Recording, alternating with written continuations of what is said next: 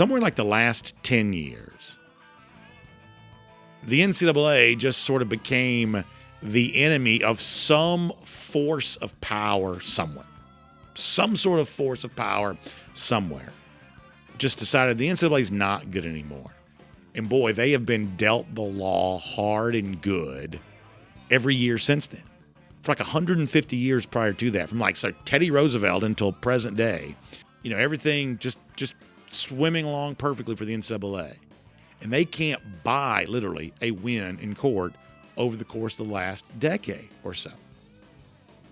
And I think for the NCAA, I think you got to sort of kind of ask, what needs to happen for this to change? Not what legal remedy do we need to come up with. It's more along the lines of, how do we get on the good side of power once again? Because power, whether it be visible or invisible, has clearly aligned itself against college athletics. And what I was talking to John about is a perfect example of this. Do you know what a double bind is?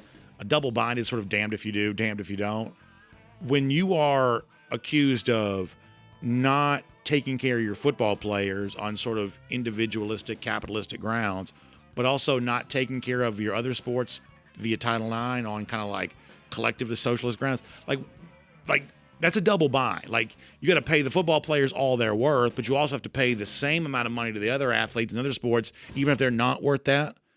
Well, that's an impossibility. It's the sort of double bind that college athletics sort of finds itself dealing with all the time. And as I said before, there is no legal remedy for that, at least right now it doesn't seem, because the NCAA loses in court all the time. But it's worth pointing out, it didn't used to. There was a time it didn't used to lose in court. And the law, to my knowledge, I'm not a lawyer, but the law is not really different. Just the interpretation of that law seems to have changed a little bit. So I think if you're the NCAA, those are the kinds of questions you need to be asking, and they're not necessarily easy questions, nor do they provide easy answers.